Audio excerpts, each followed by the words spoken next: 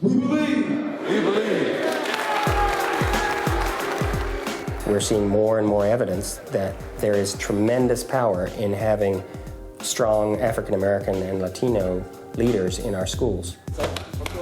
Good to see you, brother. The bottom line is one must be very intentional in how you develop, how you acquire, and how you retain those underrepresented populations.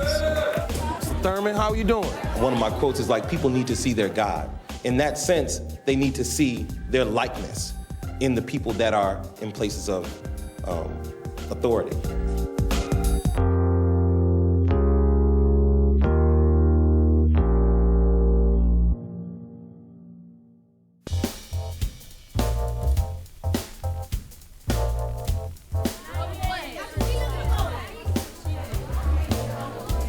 Thurman, how you doing? Developing African-American male leaders within school is Jared Washington's mission.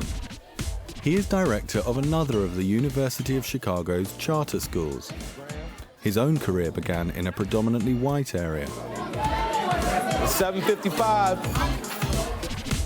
I became a teacher there in Normal, Illinois. And Normal is normal in terms of America. It's not a very diverse place. I walked into a school where I was the first African-American teacher. In a district of 600 teachers, there were 6 African-Americans. Prove by your efforts every day to all that we are rising. In farming, trade, and literature, a people enterprising. Jared left Normal for the South Side. He wanted to give something back to his own community. Our churches, schools, and home life pure. Tell the world we're rising. Thank you. Most principals haven't been trained to be instructional leaders or to be leaders, period. They've been trained to be managers and supervisors, and facility caretakers and planners. But what about the teaching and learning? And in these communities, I think the deal is this. It's most needed here. You can't get away with being a good manager here in Chicago on the South Side when you have schools where 3 out of 10 kids aren't meeting the state standard. I don't think you have to be black, but I think you have to understand the condition of our schools, the condition of our community, the history of the community, to be able to talk to people meaningfully, to build relationships, to build trust. As an instructional principal, one of Jared's aims is to grow his own leaders, but first he has to find them. There's supposed to be a scarcity of African-American males who are ready, educated, and able to work in these schools and do great things. And I think part of that determination depends on who's sitting on the other side of the interview table. Because we have to own the fact that there are certain ingrained stereotypes, there are certain messages, such as the message I just said, oh, there's no black men teachers, or the majority of black men are in prison. These are messages that we get. So when an African-American male walks through the door, there's a bag of stereotypes trailing with him. We have to move beyond sort of the traditional pools of folk. But then what are the other avenues that are available to you for recruiting? The most valuable avenue that I've found is reaching out through the teachers that exist here. It's easy to cast that net at the job fair and say, oh, there were none. I didn't see any African-American candidates. Exactly. But where else did you look? What is the objective of our career unit? Write the question down.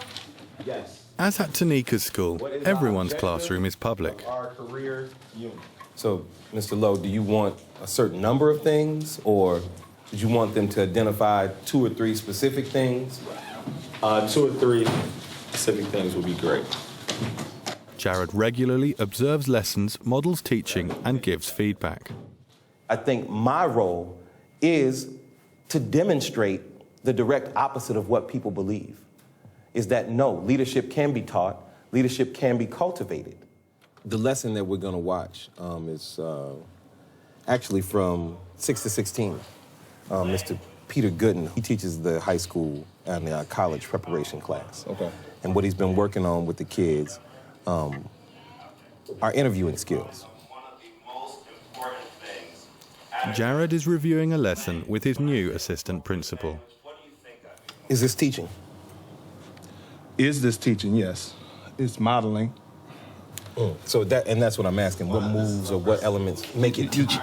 You say it's a part of teaching because he's modeling and showing them what it is that is expected. He's doing all the talking, though. He's getting a little bit from the students, and he's practicing with one student, but they need to get out and get going. Some of Jared's feedback sessions are more extreme. The video analysis piece, we do what you and I just did, whole group. Okay. It's on that screen. Ooh. Oh, yeah. Ooh. Oh, yeah. So then I will give him his video and give him my pre-feedback so that he doesn't get hit. Okay. But at the same time, 15 more people are going to see different things. Correct. On Monday, we're going to break down in small groups. It's the hot seat. And then people can get some real feedback.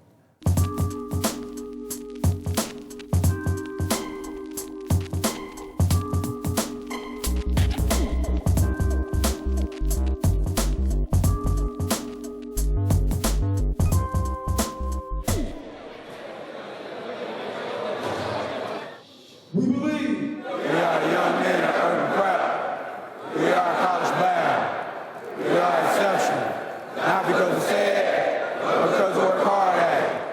With over half of all black males failing to complete high school, a major barrier to leadership is the lack of college-educated black males in the system. Urban Prep Charter Academy's target is to get 100% of its students to complete college. All the students are boys, all are African American, and 85% come from single-parent households. We believe in ourselves. We believe in each other. We believe in urban prep. We believe. 90% of the teachers and all the school leaders are African American men. We wanted to make sure that within the school context, there were many models and examples of excellence and positivity among the teachers and staff members that the students interacted with.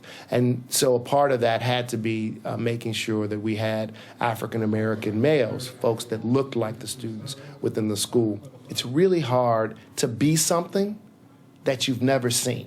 And you grew up in a household where your father's not around and you haven't had these positive role models. I mean, the only role models you have are the guy on the corner selling drugs or the hip-hop artist on the video or the basketball star. Then guess what? You're going to aspire to be the guy on the street selling drugs, the hip-hop artist, or the basketball star.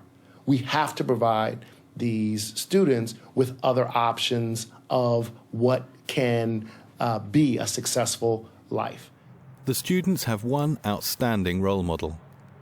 President Obama was hugely supportive of the founding of Urban Prep. We took a group of students to Springfield to see President Obama actually announce that he was running for president, and we took a group of students to the inauguration. CNN actually dubbed us the Little Obamas, which really is inspiring. These students have bigger problems than Obama had to face. This area is notorious. As of last night, we had 4 more murders around the school area. And it's, for me, really hard because now you have to work your way around what actually exists in this neighborhood to move towards academic excellence.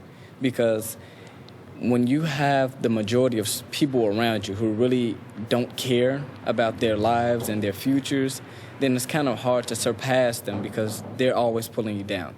So for me, just seeing from day-to-day things of people getting jumped on to people fighting, to me having to resist fights, many times having to run from fights, and just many other things so that I can actually live another day, because to tell the truth, in this community, it's all about life and death. Every situation that you get in is about life and death.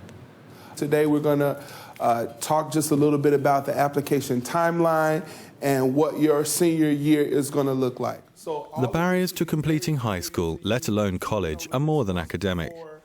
The school's culture is crucial to this. All students belong to a pride, a group headed by a teacher which meets every day. Matt. Good to see you, brother. Because like a lot of times your brother or your friend don't want to do something like, say, for instance, like come to class or come to school, and you probably, you probably gonna feel the same way. But somebody got to step up and be like the leader. I feel that we can connect to the students in the school, like we can connect with them a little bit closer than maybe the teachers can, because we're in the same age bracket and we're all growing together. Oh, those are real powerful things, real powerful. Man, y'all got me proud of it.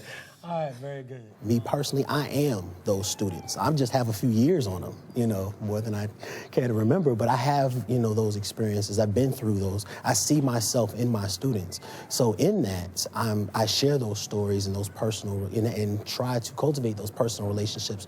So there's not just I'm imparting this, I guess, you know, knowledge in terms of how it is to be able to get to college on the academic level, but some of the things to kind of help them navigate their neighborhoods, their families, and some similar experiences. So they're not just saying, oh, well, he's black, you know, I can make it too. Okay, what are some of the things necessary in order to me to get successful? I've had problems at home. How did you navigate some of those problems at home? These things can often be hindrances to their own development and stumbling blocks, and we want to be very, very deliberate about meeting those needs and addressing those issues so that they can be successful in college. We see those people as mentors that look just like us. So, you know, we know that they've grown up just like us. It's like them seeing us walking in their shoes, or, you know, or vice versa. In the streets, like a regular high school, you have teachers that they just do what they get paid to do. And at Urban Prep, you have teachers that have suits and come to school with suits and high education, and that makes you want to be like them, and has you want to go to college and do and become teachers and professionals like they do. In grammar school, it was pretty much I was thinking about, you know, graduating high school and getting some type of job at McDonald's or something like that. Well, now, you know, college would have ran through your mind a couple of times, but you really didn't think you would make it, because in grammar school, you don't have teachers who tell you every day, you know, you're going to college. Just like, well, if you go to college, you don't. That's kind of the mentality of them. Well, now it's changed to the point where college has no doubt in my mind that I'm going to pursue a professional career and that I'm going to succeed in life.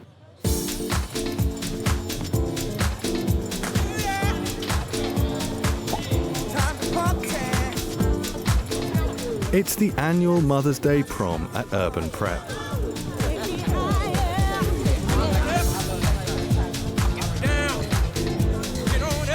The school has yet to see how many students complete college, but across the city, outstanding black and Hispanic leaders are achieving results. With more black college graduates, the problem of underrepresentation should gradually disappear.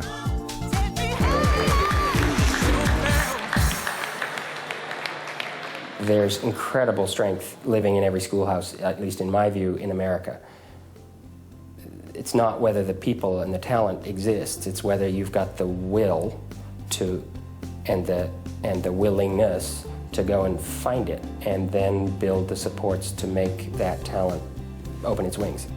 Many people that you see who have committed to becoming extraordinary principals are committed to creating excellent environments for young people, and many of them have faced those similar obstacles, and so they are passionate, they are driven, and it is a mission.